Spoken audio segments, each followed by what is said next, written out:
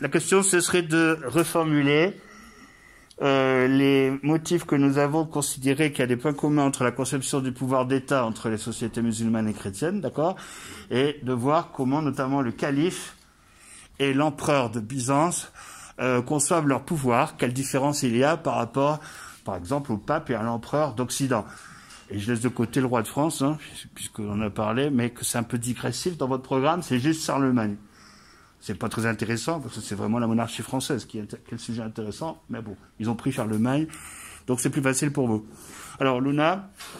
Alors, dans la hiérarchie musulmane, le calife représente le prophète Mahomet, il détient tous les pouvoirs, politiques, religieux et militaires. Un autre type de titre apparaît au XIe siècle, désignant celui qui détient aussi tous les pouvoirs, on l'appelle sultan.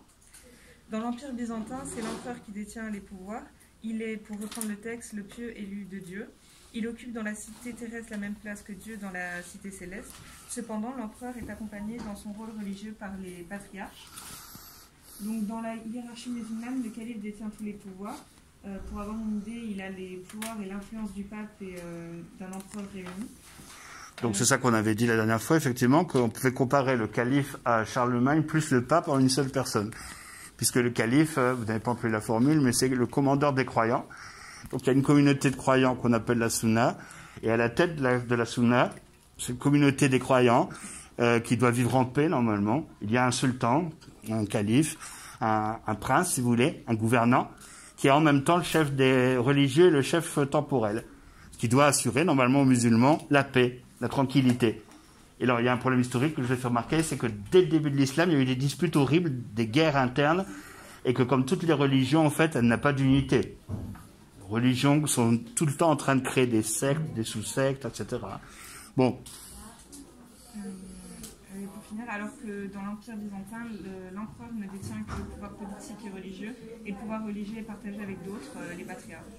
Oui, alors écoutez, vous avez particulièrement bien répondu sans même vous en rendre compte. Parce qu'elle aurait pu me dire, dans l'Empire byzantin, l'empereur a le pouvoir politique et c'est les patriarches qui ont le pouvoir religieux. Mais elle dit, très justement, non, dans l'Empire byzantin, l'empereur il a le pouvoir politique, ça c'est logique, comme Charlemagne, mais il partage avec le patriarche le pouvoir religieux. C'est la différence avec l'Occident. Charlemagne n'a pas de pouvoir religieux.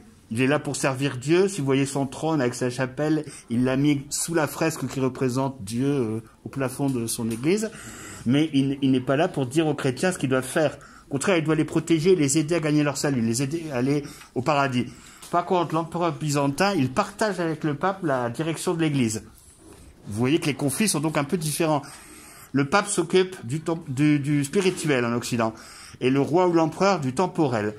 Et le problème des disputes entre les deux, c'est qu'on ne sait pas lequel des pouvoirs est supérieur à l'autre.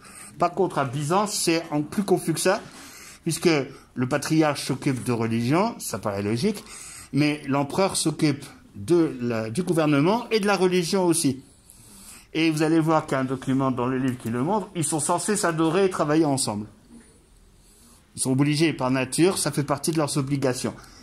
Donc, autant c'est normal en Occident que le pape soit opposé au roi, qu'ils aient des désaccords. Oui, ça prépare de loin la laïcité, en fait. Il y a vraiment deux États, deux pouvoirs séparés, un pouvoir d'État et un pouvoir religieux. Autant en Orient, le pouvoir d'État est toujours religieux en même temps. Dans l'islam, le pouvoir d'État et le pouvoir religieux. Et à Byzance, il y a un partage des deux. Donc voilà. Alors, je ne sais pas si Luna avait bien tout compris ça, mais en tout cas, elle donne l'impression d'avoir visé juste. Très bonne réponse. N'est-ce pas? Grâce à vous, je pense, Laura. Mais c'est ce qu'il a marqué dans le texte. Ah oui. Vous avez un peu...